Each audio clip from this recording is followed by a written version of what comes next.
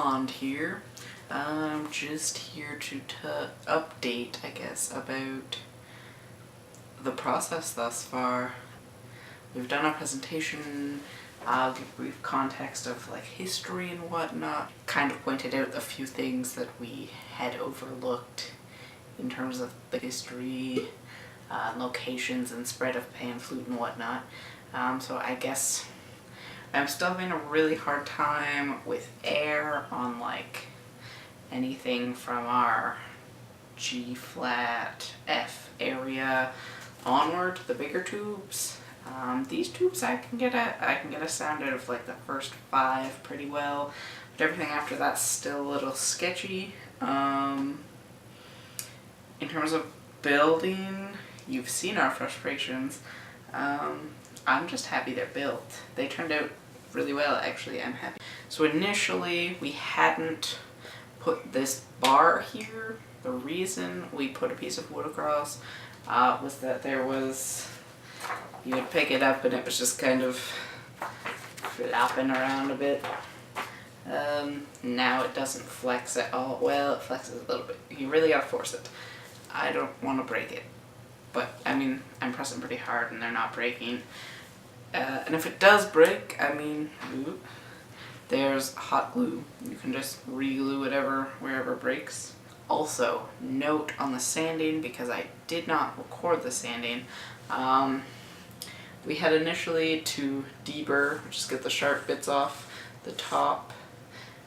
We had initially tried using the sander.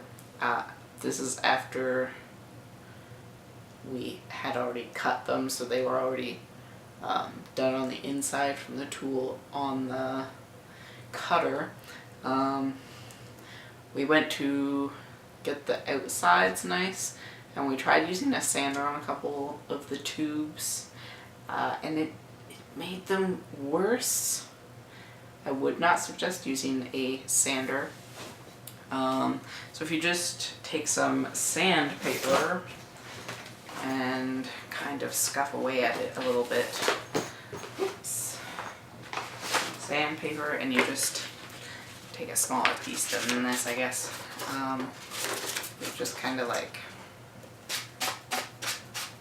sand away at the bits you need to. You don't want to take too much off. The problem also with the sander is if you go too much, you're actually taking some of the length out of it if you go too far, which is fine if you've taken the same amount off everyone, but you cannot guarantee that you will, so they won't be in tune. Also, if you decide you want to design it or paint it, that's cool. I'm probably gonna leave mine. I like the industrial look. Pan flutes, again, the shepherd's instrument, kind of every man's instrument. Anyone could make it and play it. It's relatively straightforward to do. Like, once the initial frustrations of how to do it were done, I mean, it would take no time to make one. And they're relatively easy to learn because they're set out in a fairly straightforward manner. And there was one of the articles was basically you could lay it out in any manner you wanted. So you could have like this long tube next to, which is a C. You'd have a C next to like a D sharp, for example. And I mean, it's up to you how it's laid out, how it sounds.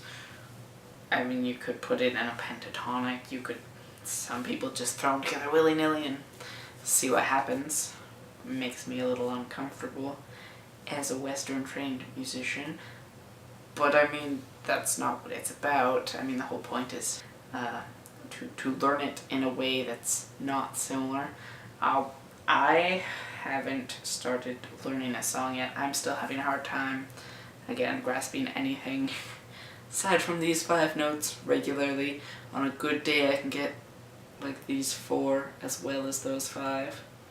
It's 5, yep.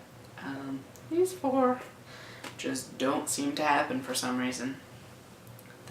I tend to get the overtones.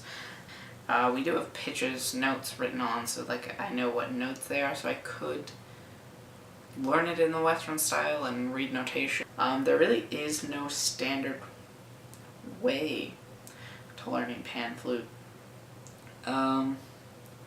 Again, most of it would have just been tunes that shepherds were made up while they were watching their flock. So I guess that's a course of action I could take. It's a route. Don't think that's how we're gonna go. But I do find it very frustrating that I still can't play these these lower notes. Despite trying, still having a lot of trouble with it. I'm hoping when Alex and I try to play together, that watching her, getting the visual aspect of it rather than just the oral and kinesthetic, so the feel and the sound, that I can see what she's doing with her mouth to learn it better. I've watched videos, but it's just, I can't see enough angles on a video, because there is a lot that goes into how you play it. Alex describes it more of as long as you're upright, you don't have to be straight posture, you can just kind of slouch and do it, but I still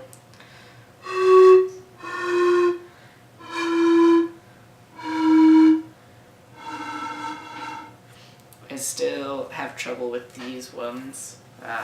So I'm hoping that River will be able to clarify some things, and that watching River will be helpful in a lot of ways, as it has been already thus far, and we've not played together very often, but even just watching her fool around is extremely helpful.